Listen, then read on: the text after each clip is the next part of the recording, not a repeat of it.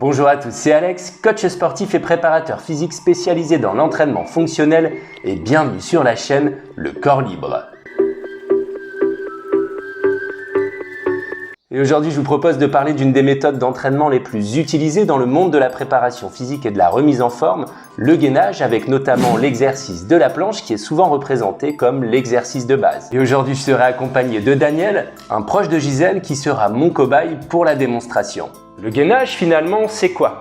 Et quelle est l'utilité réelle de cette fameuse planche? Vous allez voir d'ailleurs que selon votre profil et votre objectif, l'exécution n'est pas forcément la même. Restez bien jusqu'à la fin pour connaître la pratique qui est la plus adaptée pour vous. Et ensuite, on verra toutes les variations possibles et imaginables pour aller plus loin. Lorsqu'on pense gainage, souvent, automatiquement, on pense à l'exercice de la planche qui est un exercice de gainage statique, mais en réalité, il concerne tous les exercices qui vont favoriser la stabilité de votre tronc, de votre squelette, soit dans un objectif de santé, soit dans un objectif de performance. Donc par exemple, quand vous faites un squat avec une barre sur le dos ou tout autre exercice à poids libre, vous faites du gainage car vous devez stabiliser votre tronc pour exécuter le mouvement. La planche, elle, permet bien d'activer les muscles qui stabilisent votre tronc avec un focus sur la sangle abdominale avec notamment le muscle grand droit, les obliques, le muscle transverse le plus profond, car c'est là que la force exercée est la plus importante. Mais il travaille aussi les muscles des cuisses avec notamment le psoas, le quadriceps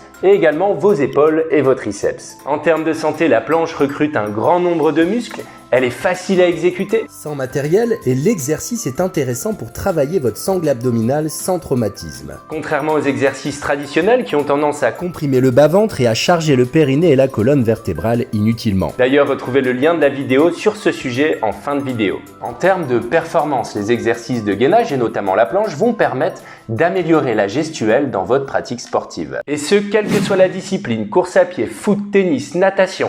Je vais pas tous vous les faire, mais vous l'avez compris, tous les sports, même le curling. Tous ces sports contiennent des mouvements dits polyarticulaires, c'est-à-dire que pour un seul geste, j'utilise plusieurs articulations. Et le travail de gainage va permettre de faire le lien entre les membres inférieurs et les membres supérieurs. Si je suis boxeur et que je donne un coup de poing sans un bon transfert des jambes vers les bras, je perds toute ma force. Si je cours avec un corps instable, par exemple avec une rotation des épaules, c'est un petit peu le cas sur la vidéo, je perds une grande partie de mon énergie et donc de ma vitesse. Un joueur de tennis aura beaucoup plus de puissance dans son tir si les muscles stabilisateurs de son tronc lui ont permis de transférer la force partie de ses membres inférieurs. La stabilité du tronc permet également de maintenir plus facilement la station debout contre résistance extérieure. Exemple, si vous prenez un tampon au rugby ou vous êtes en duel de tête au football, et je ne vous parle même pas des sports de combat type judo, MMA, où tous les mouvements nécessitent une force considérable de votre tronc. Et c'est l'heure de faire intervenir Daniel qui va nous faire une petite démonstration. Ça, c'est Daniel qui vient de se remettre au sport et qui n'a jamais entendu parler du gainage de sa vie. Et regardez, il suffit de le pousser, de le frapper pour que son corps bouge dans tous les sens comme un vieux ressort. Et après quelques mois de travail acharné, il revient plus déterminé que jamais. Et regardez, il n'y a plus moyen de bouger son corps. Daniel est devenu une véritable machine, une véritable barre de fer. Bravo Daniel. Il semble donc évident que le gainage soit un travail indispensable dans votre préparation physique, quelle que soit votre discipline. Il sera par contre préférable de privilégier des exercices de gainage dynamique qui se rapprochent le plus possible des besoins de votre pratique. Exemple intéressant par exemple pour les sports de lancer où je vais lancer le medicine ball contre le mur en essayant de stabiliser mon tronc et en lançant le ballon de plus en plus fort. Qu'est-ce qui se passe concrètement quand vous mettez dans une position de planche? Eh bien, vos organes sont naturellement attirés par la gravité et votre muscle le plus profond de la sangle abdominale, le muscle transverse, vient s'engager naturellement pour lutter contre cette gravité avec l'engagement des muscles obliques et le muscle grand droit. Attention, cet instinct peut être un peu perturbé si votre sangle abdominale a été détériorée. Je vous invite d'ailleurs à regarder ma vidéo Objectif ventre plat qui va vous permettre de prendre conscience en douceur de votre muscle transverse. Je vous mets le lien en fin de vidéo. Le danger avec le gainage, c'est que mal réalisé, on va souvent venir renforcer de mauvaises attitudes posturales. Il est très rare d'avoir une posture parfaite debout. Sauf vous, je sais. Avec nos pratiques sportives, notre vécu corporel et émotionnel, notre corps se transforme et n'a plus ce qu'on pourrait qualifier de courbure idéale. Et bien souvent, on retranscrit cette posture dans notre planche. Voici grossièrement les différentes postures debout et ce que ça peut donner dans une posture de gainage.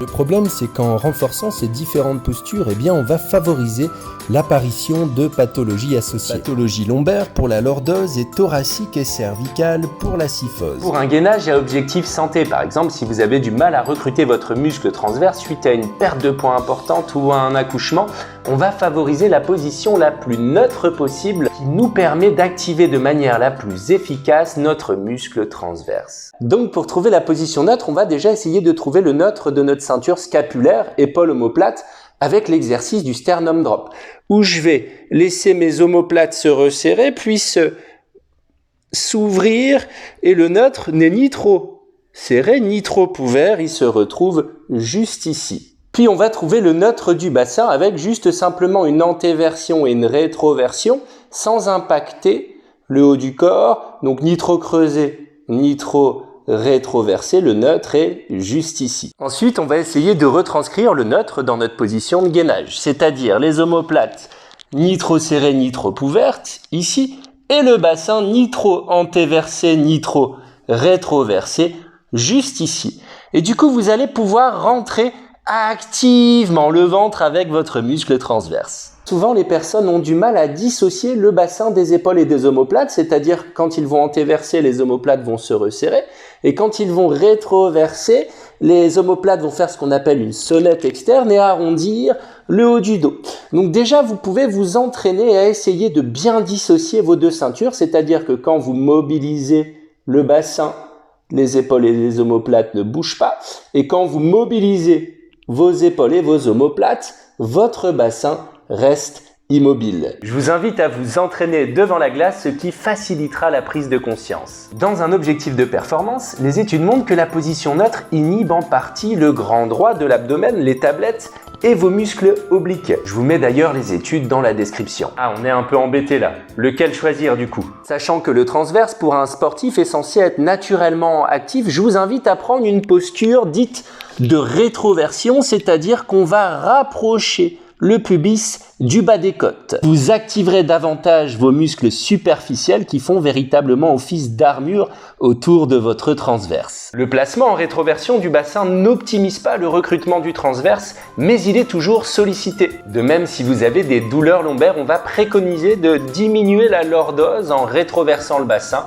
pour soulager les tensions dans le bas du dos. D'ailleurs, au départ, je vous invite à vous entraîner sur les genoux pour bien trouver la position. Souvent, dans les cours collectifs ou même seul, l'ego prend le dessus et on se dit non, hors des questions, pas sur les genoux, c'est pointe de pied jusqu'au bout. Mais c'est là qu'on commence à renforcer de mauvaises habitudes. Prenez le temps, adoptez les postures à vos propres sensations et progressivement, vous irez de plus en plus loin sans vous faire mal. Vous avez mal dans le bas du dos? Ok.